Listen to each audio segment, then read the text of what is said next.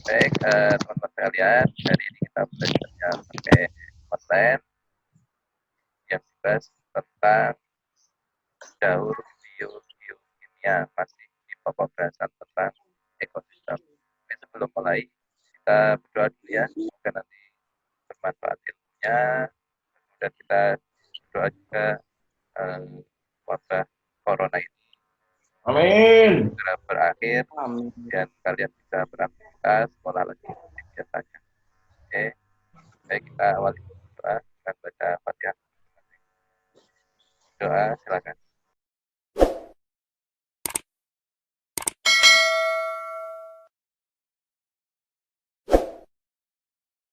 Ya, oke, selamat pagi semuanya. Pagi. Ya, oke. Hari ini kita belajar tentang daur biokimia.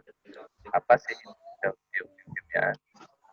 Ini berasal dari tiga Biokimia kata, ada.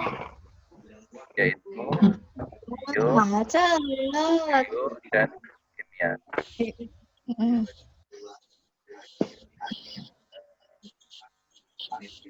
Nah, biokimia itu apa toh? Pengertiannya adalah rangkaian perubahan bentuk unsur-unsur kimia yang melibatkan komponen-komponen biotik dan abiotik dari ekosistem. Artinya, di daur biokimia ini nanti ada zat-zat yang secara siklus itu mengalami perubahan dan perubahannya itu melibatkan dan ada tai. Nah, daur unsurnya di dalam ekosistem. Apa namanya?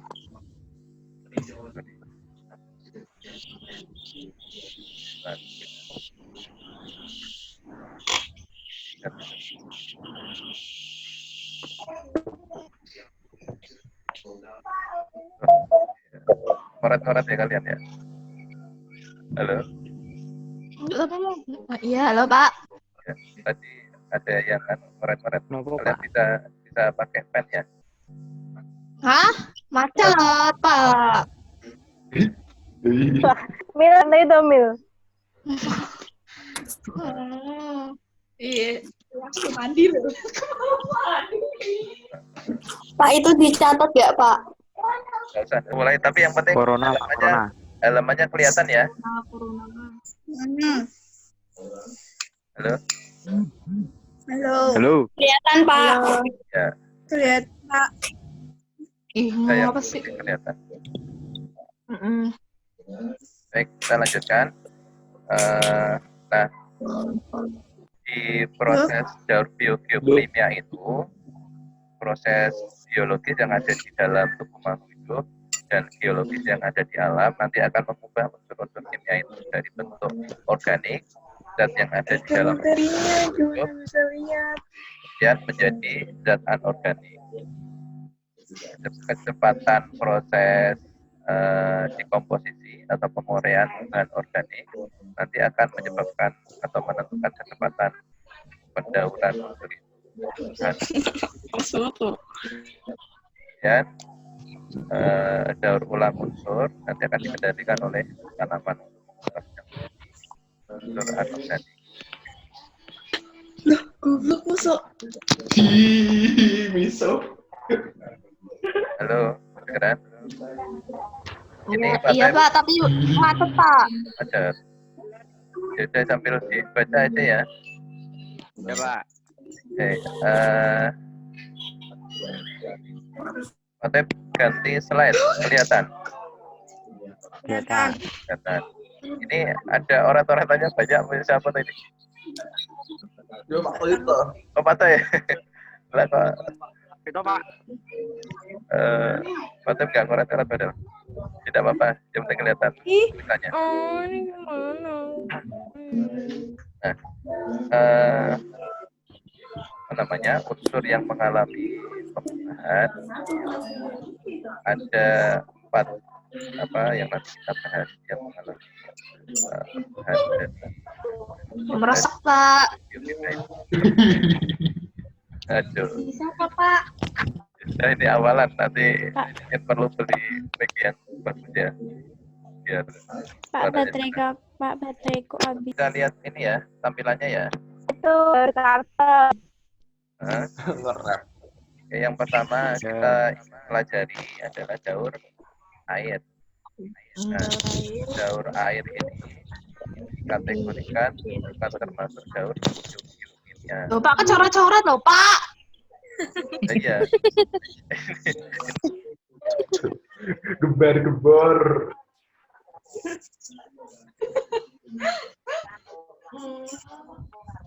Pak, terlalu nge-zoom. Sepadat.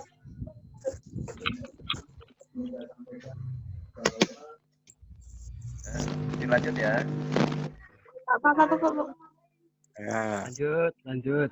Oke, Pak ulangi bahwa daur air itu maksudnya adalah bukan tergolong daur biokimia karena perubahannya hanya perubahan bagaimana hanya perubahan bentuknya dari air yang ada misalnya di permukaan bumi kemudian menguap menjadi uap air. HP-nya sudah kena corona, Pak. Di atmosfer nanti berubah lagi menjadi awan. Kemudian Pak, kemeresek. jika Bang, meresek. Pak, kuotanya habis, Pak. Ini bisa habis, Pak. Tunggu deh. Tunggu loh, Yo, di sebelahan, no. Reto. titik air lagi. Oke, Seto kelihatan. Halo. Tuh, kelihatan gambarnya. Headset. Tadi Alberto juga. Elsa juga. Apa aja Tidak. kedengeran loh. Ya, kedengeran suaranya. Kalau tidak bisa tidak bisa Aduh Pak, apa namanya mematikan mikrofonnya. Alah, Pesan enggak, Pak. Corona loh. Oke, sudah kita ini ya seadanya ya. katanya satu orang satu. Nanti kan kalau ya seadanya aja Pak, ada apa-apa Pak. saya terusnya ya, karena ini awalan, terus pakainya akun yang free tidak Ada satu Pak gitu loh. karena itu ya, sehingga tidak tahu jika apa sinyalnya punyanya Pak Toy kurang sudah dimaklumi. Iya, Pak. Ya, oke lanjut. Udah, Pak.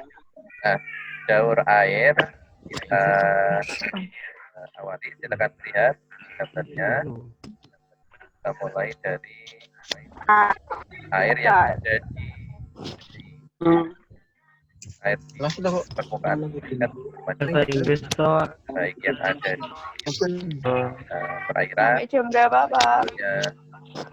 ya kalau di jadwal jam 30 ya. Tapi ini kelihatannya agak molor. Oke, lanjut. Air di permukaan nanti ketika ada panas matahari dan mengalami penguapan. Nah, setelah Ini sampai jam berapa, Pak? di atmosfer akan menjadi awan. Woi, bising woi. Dan awan ini akan tergeser oleh adanya pergerakan angin sehingga air dari satu tempat ke tempat yang lain. Dan ketika mencapai atau akan menjadi titik air yang akan menjadi Bisa punya Mbak Lala. untuk proses penguapan air yang ada di permukaan ada dua macam. Yang pertama adalah proses evaporasi, yaitu menguapnya air ke tanah secara langsung ke atas. Dan ada juga penguapan yang namanya evaporasi, yaitu penguapan yang terjadi pada air yang ada di permukaan melalui apa namanya koridor dibuat, ya kan? Iya Pak. Ngomong Oh, ini mau ngomong. nggak rame dulu ya, nanti gantian ngomongnya. Nanti kalau ada pertanyaan boleh tanya. Ya, Pak, nggak denger, Pak. kan dengar. HP ini tuh yang Cek. berisik, Pak. Pak Tep. Ya, pokoknya yang lain ada dulu ya. Yang lain nggak ada ngomong. Enak gitu. Ya aja, Pak. Ya.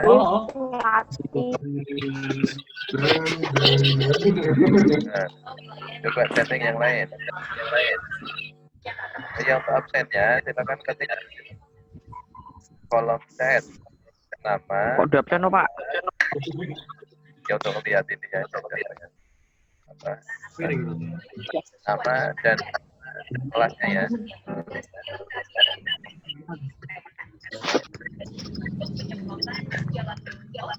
Patep lanjutkan ya. Ya, lanjutkan, Pak. Nah, Ngomong aja. Cara-cara tuh, Pak.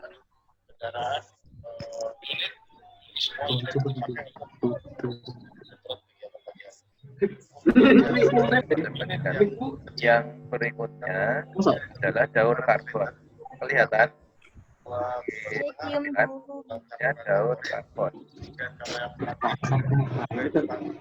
Halo? Kelihatan?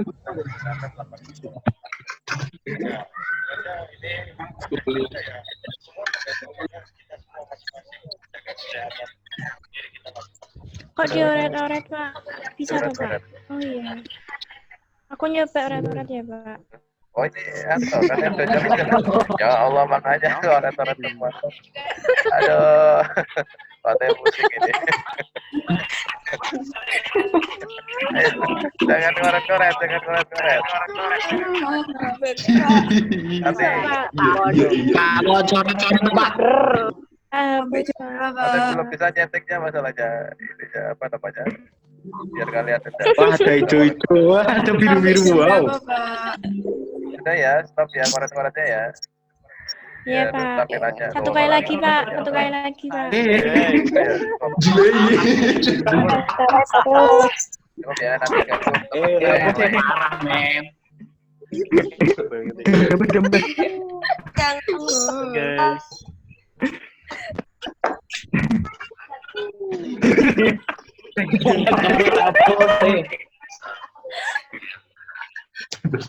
Ngawur ya.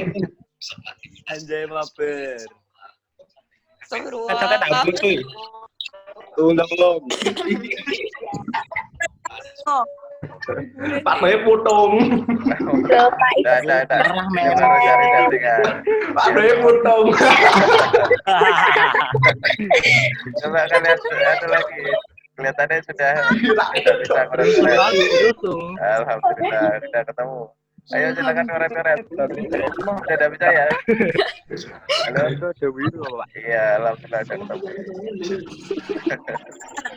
Lagi. Alhamdulillah. Kaden. Ya ini sudah siap nih. Oke. Apa aja. Nah, ini alhamdulillah Pak Tep berhasil.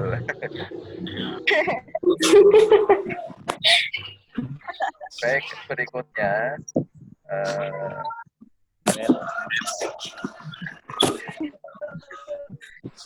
Kok nggak bisa dioret-oret lagi, Pak? iya, sekarang sudah bisa. Baik, berikutnya yaitu daur karbon. Biar selesai ya.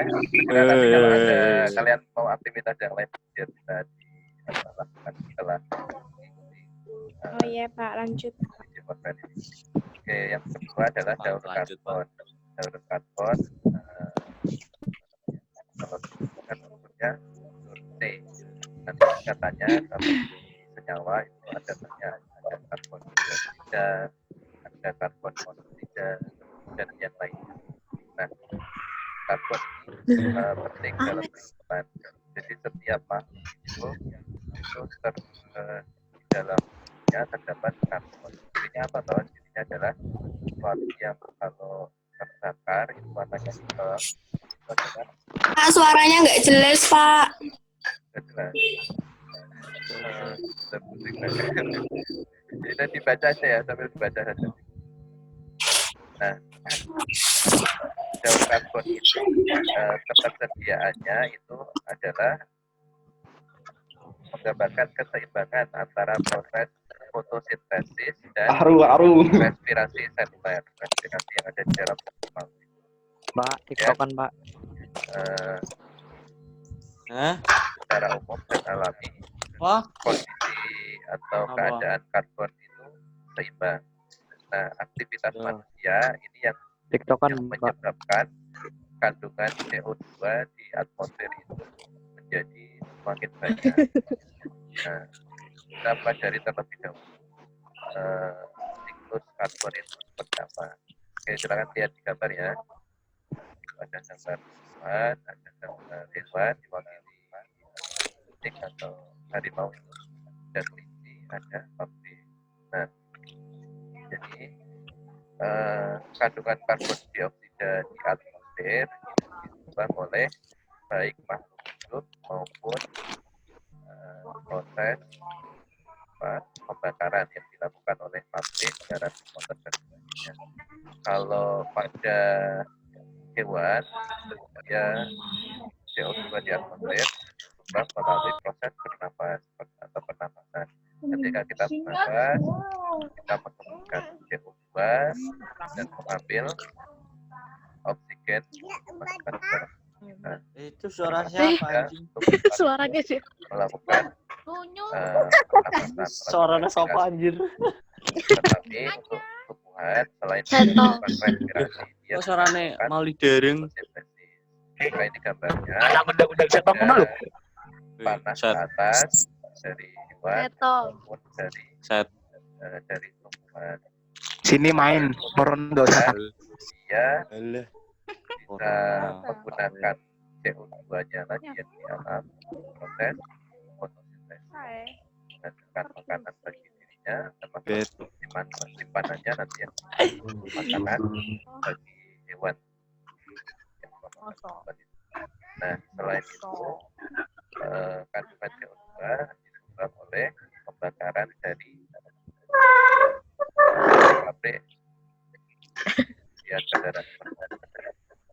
Nah, kemudian setelah CO2 ada di atmosfer, Pak. itu nanti akan digunakan oleh tumbuhan untuk melakukan fotosintesis, kemudian menjadi energi bagi tumbuhan itu juga dibaca dengan makanan dan menghasilkan oksigen. Mosok Pak. Iyalah. Oke. Nah, kemudian kandungan karbon yang ada di dalam hewan dan di dalam hewan ini nanti akan ketika mengalami kematian akan diuraikan oleh bakteri pengurai. Karisa. Apa? Anjay. Akan diuraikan dan kalau dia disimpan dalam waktu sangat lama dia akan Jatuh. air yang bisa digunakan Seto. Balik ya. yang kita kenal saat ini, misalnya yang dibuat untuk pembuatan bensin, olahan dan sebagainya. Gitu ya. Ya.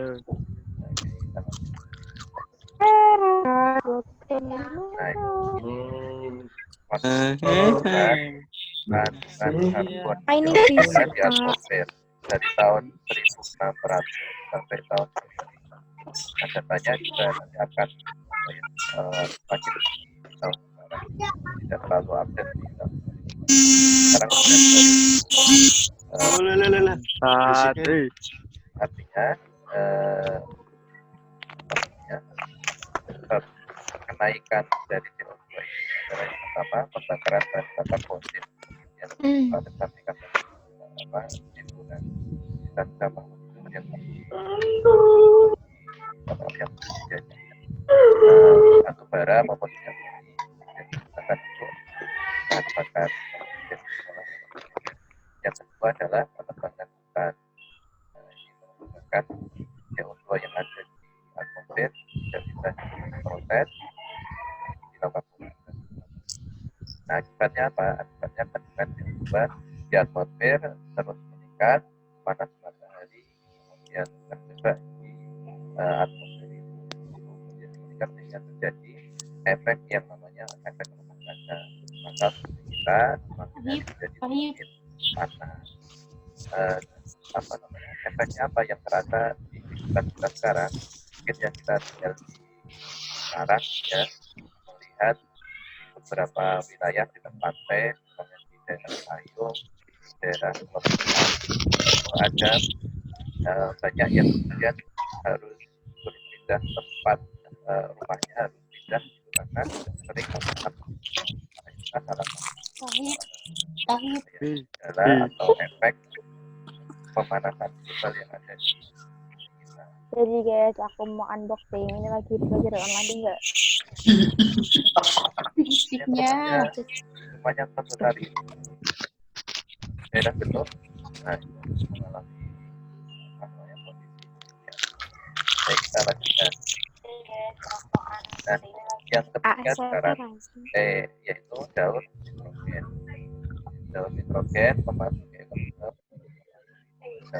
Yang pertama melalui hujan, kemudian yang kedua melalui pengikatan nitrogen atau fiksasi yang dilakukan oleh mikroba prokaryotik yang dapat mengubah nitrogen menjadi senyawa yang digunakan untuk dan senyawa organik nitrogen seperti asam. Kita bahas ini karena ada ya, yaitu fiksasi nitrogen oleh. Oke, Bapak sudah ganti slide-nya, sudah kelihatan. Ada gambar berikutnya. Kelihatan?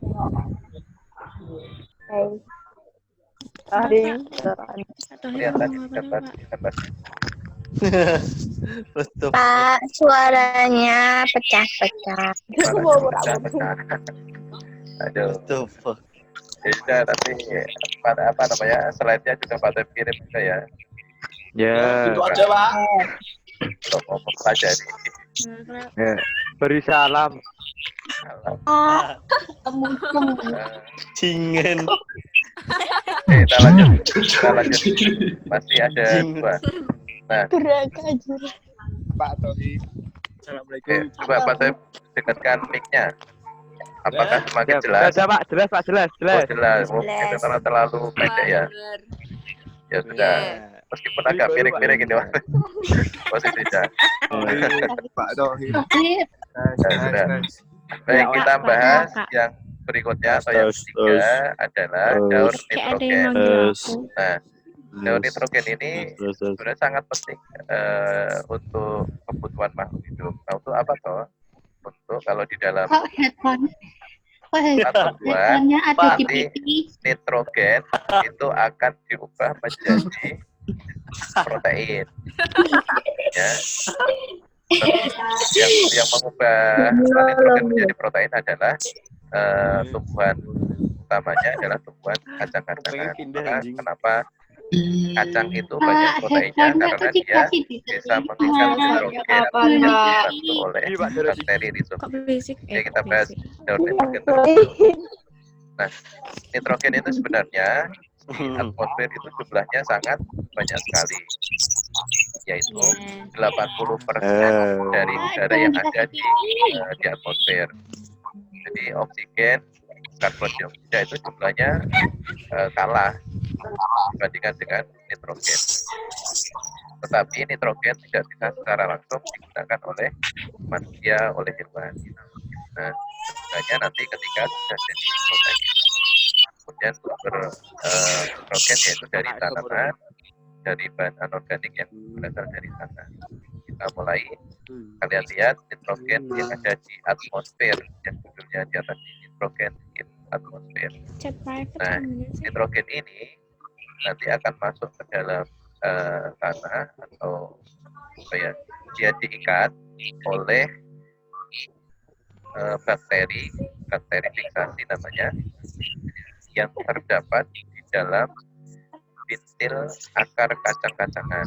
Jadi kalau kalian mungkin pernah lihat akar kacang, itu ada bintik-bintiknya, itu isinya adalah bakteri. Bakterinya namanya rhizobium. Nah, bakteri ini dia khusus yang bisa mengikat nitrogen secara langsung. Nah, untuk apa?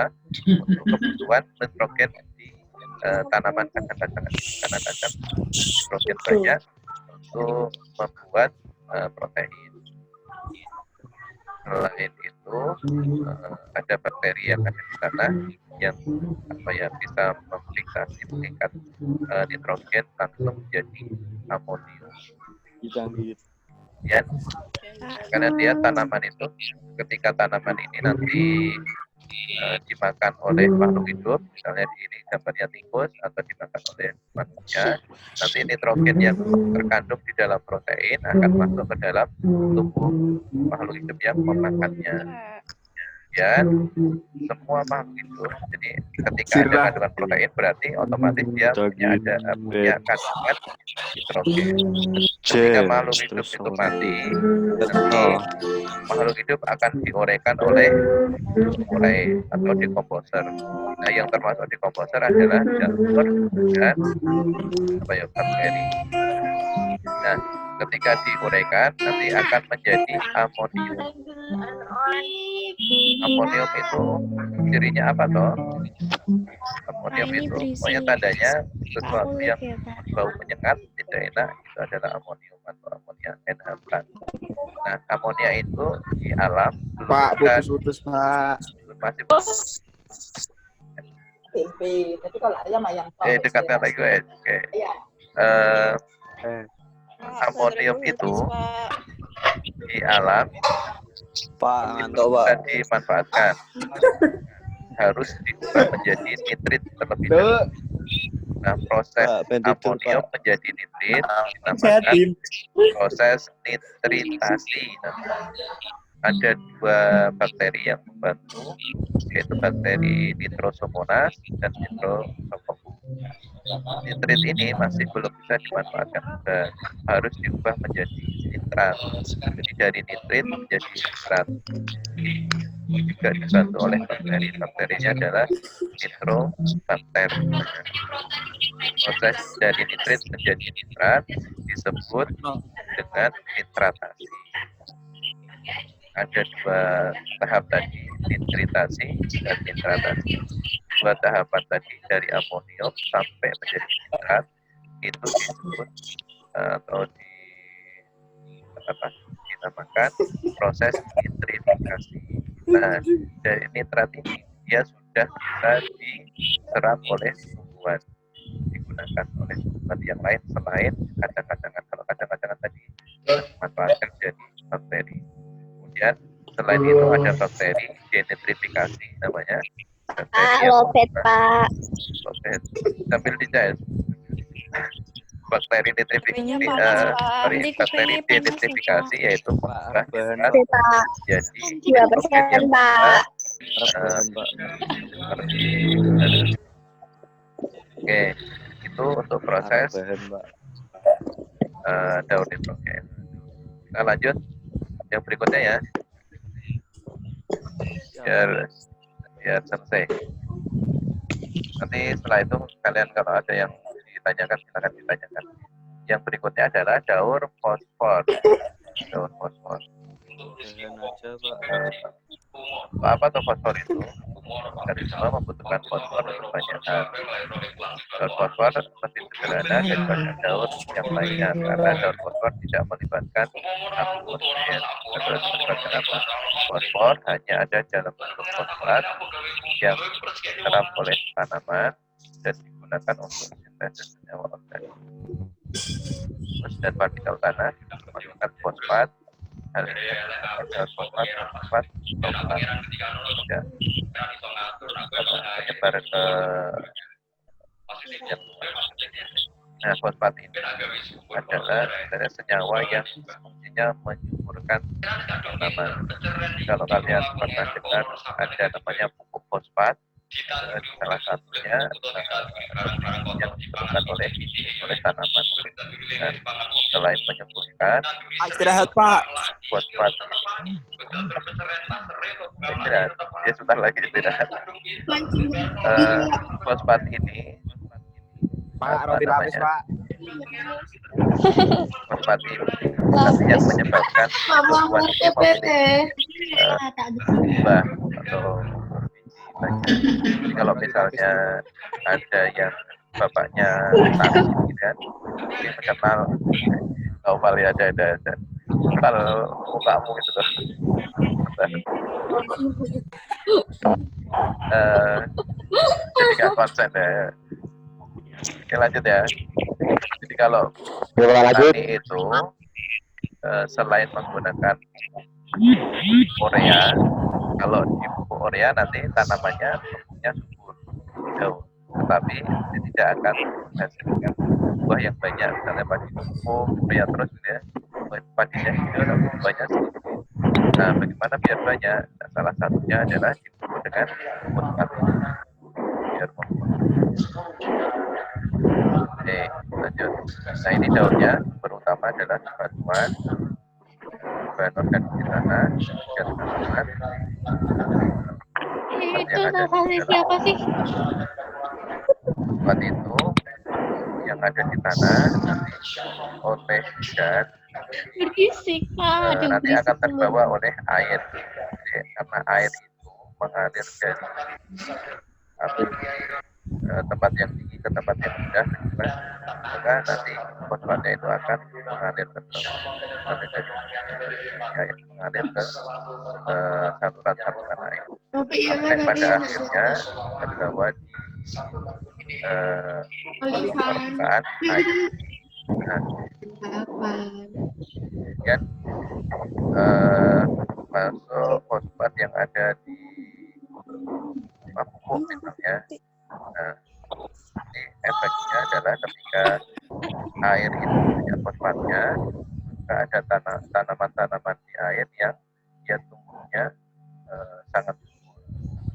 Kalau tanaman yang sengaja memang ditanam oleh manusia, tapi seringkali adalah gulma, tanaman yang tanaman mengganggu itu, misalnya insek kodok. Nah, maka kalau ada insek kodok banyak, itu tandanya di situ ada fosfatnya yang jumlahnya berlebihan. Dari mana?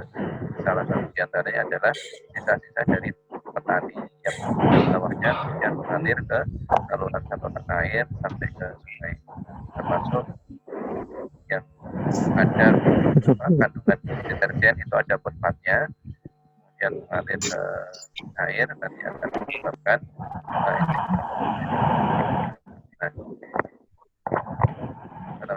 pertumbuhan eceng gondok tadi yang dalam jumlah sangat banyak dinamakan eutrofikasi namanya. Ya, Pak Taib lanjut. Fosfat yang ada di dalam tanah itu nanti akan dimanfaatkan oleh tumbuhan. Nah, ketika tumbuhan ini dimakan oleh makhluk hidup, ini dicontohkan atau bekicot ini, maka fosfat itu masuk ke dalam bekicot.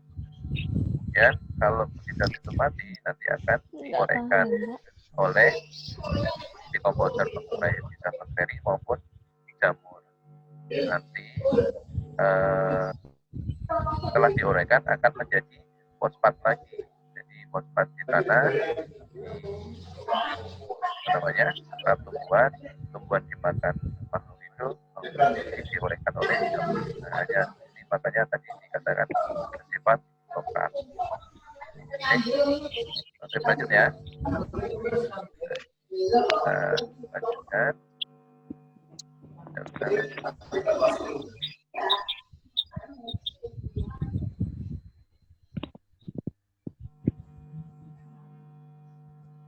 Oke, kita lanjutkan.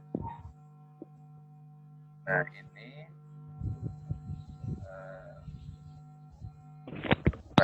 daun nitrogen dan fosfat. tadi yang menyebabkan masuknya besar-besaran atau ketika nitrogen dan fosfat itu jumlahnya sangat banyak, maka nanti akan menyebabkan eutrofikasi atau perkembangannya sangat pesat pada tumbuhan-tumbuhan. Eutrofikasi itu disebabkan oleh apa saja? Yang pertama pemupukan tadi, pemupukan oleh para petani. Kemudian limbah industri rumah tangga yang ada kandungan fosfatnya. Kemudian pembakaran bahan bakar fosil yang merupakan NOx, misalnya NO2 dan sebagainya. Nah, ini menyebabkan eutrofikasi. Efeknya apa? Efeknya adalah ini nanti akan menyebabkan perkembangan ini yang disebut eutrofikasi, yaitu perkembangan tumbuhan termasuk alga sangat banyak atau sangat meningkat sehingga air itu warnanya menjadi hijau. Kematian alga nanti akan menyebabkan endapan yang ada di bagian peningkatan dekomposisi, pengurean, kemudian sehingga menyebabkan oksigen yang ada di air itu menjadi dan kondisi anaerobik, artinya ketika oksigen turun atau tidak ada di perairan itu, maka akan menyebabkan ikan-ikan dan hewan yang lain akan mati. Misalnya air yang tertutup permukaannya oleh eceng gondok, ya, maka cahaya matahari tidak akan bisa sampai ke dasar perairan. Padahal air ini ada makhluk hidup yang lain, misalnya ikan kecil dan sebagainya yang membutuhkan makanannya, ya misalnya diperoleh dari fitoplankton dan sebagainya yang dia harus melakukan fotosintesis. Maka kalau tidak ada cahaya yang masuk ke air itu akan menyebabkan kematian fitoplankton karena tidak bisa fotosintesis, dan nanti rentetannya akan menyebabkan kematian ikan dan makhluk hidup yang lain. Oke, Pak lanjut. Ya.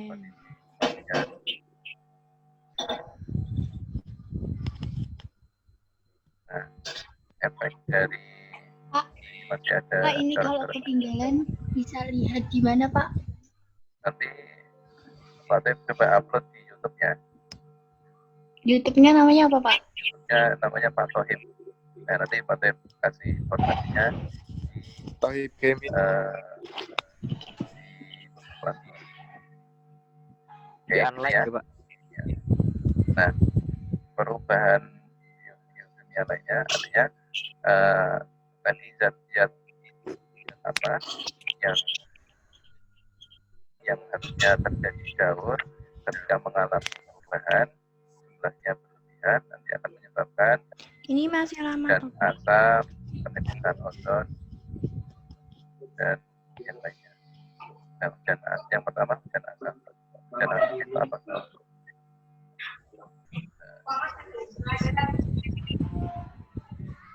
Dan asap itu adalah ketika disebabkan pembakaran bahan bakar fosil yang mana bahan bakar itu melepaskan sulfur oksida atau oksida nitrogen yang ada kandungan sulfur. Pak, tadi aku cari YouTube-nya Pak Tohib, tapi akhirnya Tohib Game. Itu bukan Pak Tohib, toh. Ya, adanya apa namanya? Pak Tohib, Tohib Game. Oh, Tohib game. Malah game bukan Pak Tohib, Tohib. Tapi ini belum diupload. Nanti setelah selesai ya. Oke. Ya, oke, mudah-mudahan sudah ada lah. Oke, kita ini lanjutkan. Nah, nanti oksida nitrogen itu jadi nitrogen ya yang berikatan dengan oksida bereaksi dengan air di atmosfer membentuk namanya asam sulfat dan asam nitrat. Kemudian ketika ada hujan nanti akan jatuh bersama dengan air hujan. Nah, maka sifatnya sangat asam sekali, pH-nya angkanya di bawah 5,6 atau ya sangat asam 4, 3. Apa apa nanti ketika tanaman hewan akan menyebabkan kerusakan pada hewan atau pada tubuh manusia, nanti akan menyebabkan kanker pada kulit dan seterusnya. Dan kalau pada bangunan itu menyebabkan karena sifatnya asam, menyebabkan korosi apa namanya menjadi karatan yaitu zat asam. Dan lapisan ozon. Lapisan ozon Tadi ya.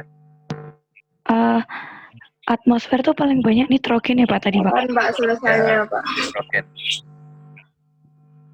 Ada yang mau ditanyakan? Nanti ya setelah ini ya, silahkan ditanyakan. Ya, Oh iya, iya. Sesi pertanyaan Mas, sesi Oke, pertanyaan. ya, oke, sesi pertanyaan. Biarin itu nanti.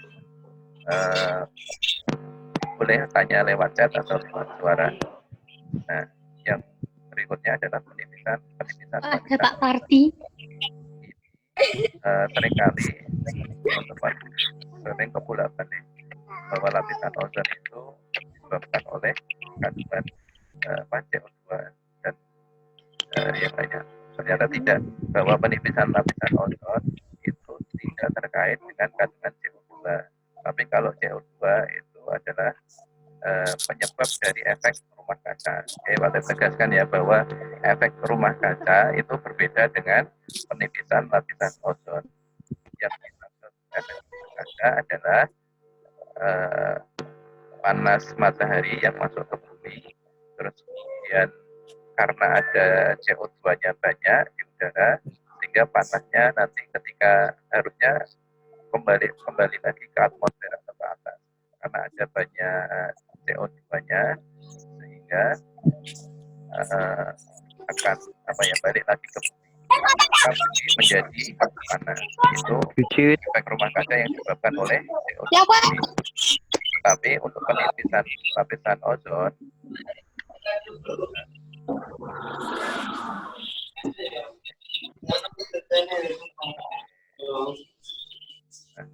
lapisan ozon disebabkan oleh gas yang namanya CFC atau fluorokarbon yang ada di botol penyemprot, misalnya parfum dan sebagainya. Nah, efeknya apa? Efeknya adalah ketika ozon menipis, nanti radiasi sinar matahari akan langsung masuk ke permukaan. Padahal radiasi ini sifatnya adalah membahayakan bagi tubuh manusia. Kalau kita kena cahaya matahari secara langsung, tidak ada lapisan ozon. Ozon itu adalah ikatan oksigen. Oksigen atau O-nya ada 3 ikatannya. Kalau oksigen O-nya 2. Kalau satu monomer, maka ada istilah misalnya karbon yang berikatan dengan O, ada karbon monoksida CO senyawanya, ada karbon yang berikatan dengan oksigen yang disebut karbon dioksida. Nah, kemudian kalau oksigen sendiri O2, sedangkan ozon ini katanya adalah O3. Nah, penipisan O3 ini disebabkan karena CFC tadi. Oke. Ya, begini. Yang warnanya Wow. Black hole, Pak. Kalau black hole itu. Oke, mungkin itu cukup dari materi daur biokimia ini. Oke, dilanjutkan kalau ada pertanyaan. Ini datanya banyak sekali. Bu guru lain kayak gini Pak, enggak tugas dulu Pak. Tugas. Tuh. Hilang Pak. Hilang. Berarti Bu guru lain kayak gini, enggak usah tugas dulu Pak. Ini Mateo kasih tugas saya. Halo. Masih. Masih. Silakan bertanya. Kalau ada yang mau tanya, boleh pakai suara, boleh pakai setting.